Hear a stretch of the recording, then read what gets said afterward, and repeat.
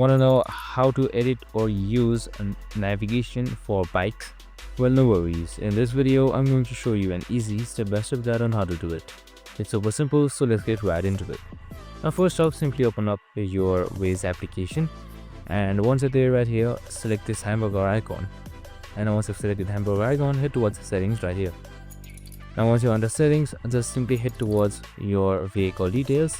And once you're under vehicle details, make sure your vehicle type is motorcycle rather than private or taxi.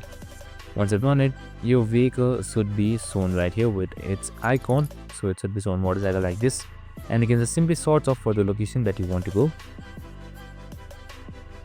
After that, you can just simply select go now, and it will calculate according to your bike and its navigation.